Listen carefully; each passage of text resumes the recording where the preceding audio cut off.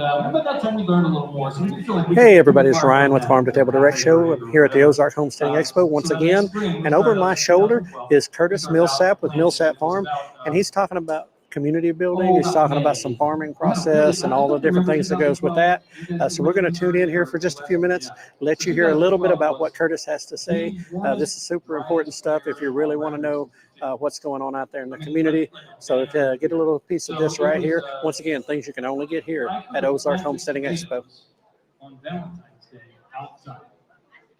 It did not frost after the 15th of February, 14th of February. It was a frost-free spring. Weird year. Wish I'd known that. I would have planted tomatoes outside on Valentine's Day. I would have had tomatoes at market the second week of April, but none of us knew that. We were still waiting for the hammer to drop, right? It never got cold, and instead the temperature just kept climbing. But it was a lovely spring otherwise, and it was wet. So we got a lot of stuff planted out, and things were growing really well. And then we got to the 1st of May, and the spigot turned off. The water just stopped coming. No rain. We didn't get another drop of rain until the 1st of September. So that's May, June, July, August, 4 months without rain. This year, what did we get, like 25 inches a month? Something silly. I don't know what it was. It was like things were floating by every day. But that year it just stopped. And again, through grace, we went the 1st of May and we said, wow, we've planted out 2 acres of vegetables. If we have to irrigate this, then that's the extent of it. We can't irrigate anything more than this. This 2 acres is the whole deal. If we go beyond this, as we had in the previous years, then we knew from experience we were going to be making triage decisions. We were going to make decisions that said, I'm going to water the carrots or the tomatoes, but I can't water both. Make a decision.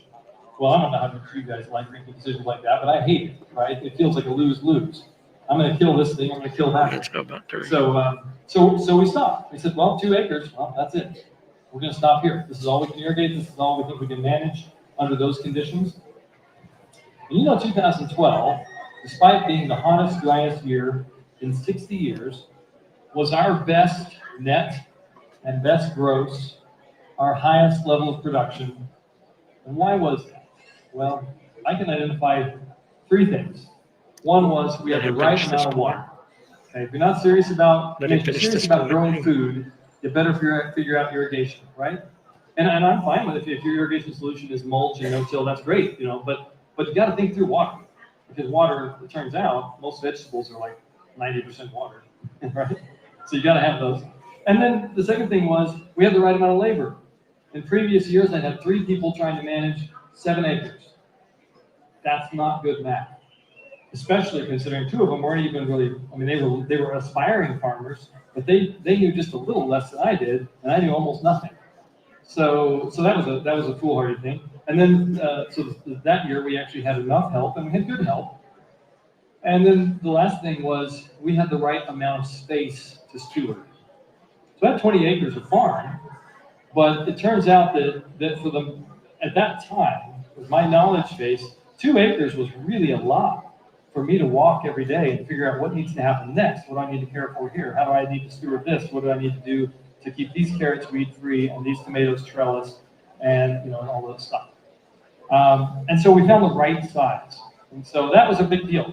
And so I'll point this out. They're like, this thing, this living wide open, sometimes leads you to do things like think you can grow 7 acres of vegetables. So the other bit of wisdom that comes with this is being able to say, that might have been a mistake. Take a step back. And now it seems so obvious, but it didn't seem obvious. It didn't seem obvious at the time.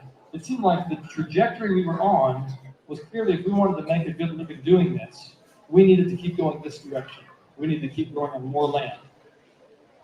Instead, what we've learned since was we didn't need more land. We needed more expertise, more ability. We needed to understand what we were doing better. Those things are real.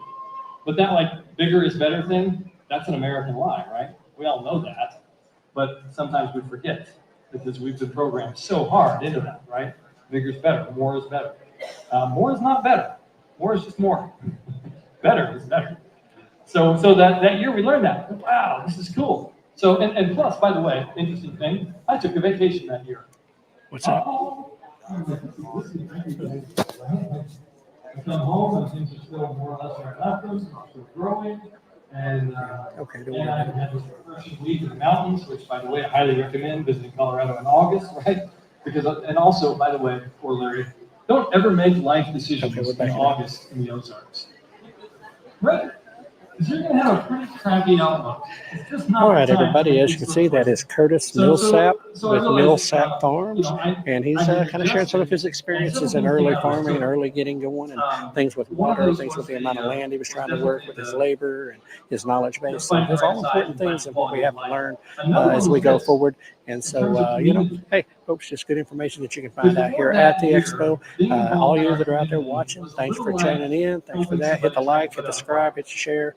And we will be seeing you back here a little while later with another live shot of something going on here at Ozarks Homesteading Expo 2024.